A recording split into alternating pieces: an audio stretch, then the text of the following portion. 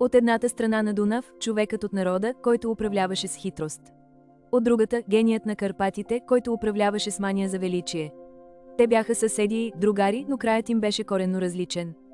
Тодор Живков управлява България цели 35 години. Неговият стил беше нагаждачески. Той знаеше как да балансира между Москва и нуждите на българите, често използвайки хумор и народнешко поведение, за да спечели симпатия или да отвлече вниманието. Живков беше най-верният съюзник на Съветския съюз. Той дори предложи България да стане 16-та република на СССР. Тази лоялност му осигури евтин петрол и стабилност, която мнозина днес си спомнят с носталгия. В Румъния Николае Чаушеску избра друг път. Той се стремеше към независимост от Москва. В началото Западът го харесваше заради това, но скоро той се превърна в тиранин, вдъхновен от режимите в Северна Корея и Китай. За да изплати външния дълг на страната, Чаушеску подложи народа си на глад и студ през 80-те години. Електричеството се спираше, храната беше с купони, а тайните служби Секуригате следяха всеки дъх на румънците. Тук разликата е огромна. В България по времето на Живков рафтовете не бяха пълни, но глад нямаше. Животът беше предвидим. В Румъния ситуацията беше катастрофална, хората умираха от студ в собствените си домове. И двамата строеха, но с различна цел.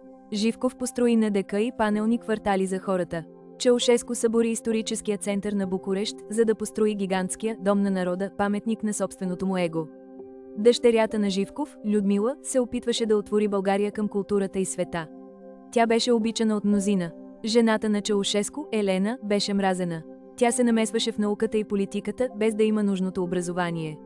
1989 дойде и за двамата. Вятърът на промяната духаше от Берлин до София.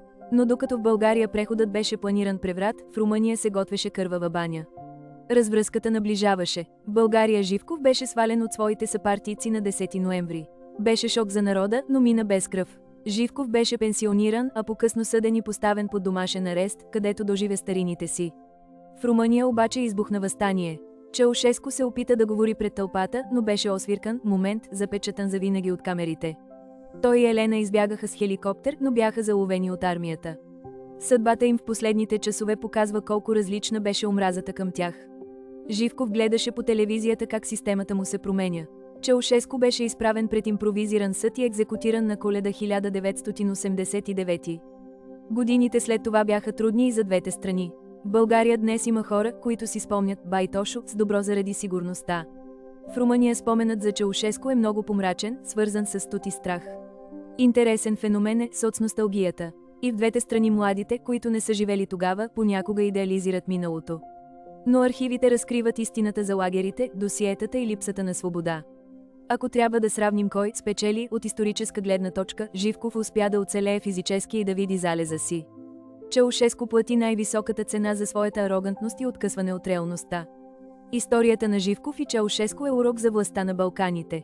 Тя показва два пътя към диктатурата и два изхода от нея. Единият мек, другият кървав. Но и двата оставиха белези, които лекуваме и до днес. Знаете ли, че двамата често са ловували заедно? Има много снимки от техните срещи, където изглеждат като най-добри приятели. Политиката ги разделяше в методите, но ловът ги събираше.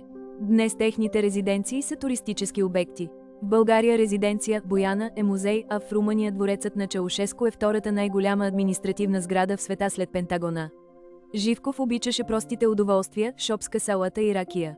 Чаушеску беше хипохондрик, който се страхуваше да не бъде отровен и носеше свои дрехи и храна при посещения в чужбина. С тяхната смърт и оттегляне приключи комунистическият експеримент на Балканите. Те бяха лицата на една епоха, която все още предизвиква спорове на всяка семейна трапеза. Каква е вашата оценка за тях? Били ли са необходими за времето си или са просто престъпници? Историята не е черно-бяла и вашето мнение е важно част от пъзела. Благодарим ви, че гледахте този сравнителен анализ. Не забравяйте, че миналото трябва да се помни, за да градим по-добро бъдеще. Хареса ли ви видеото? Абонирайте се за Bulgarian Dux и натиснете камбанката, за да не изпуснете следващите ни исторически разследвания.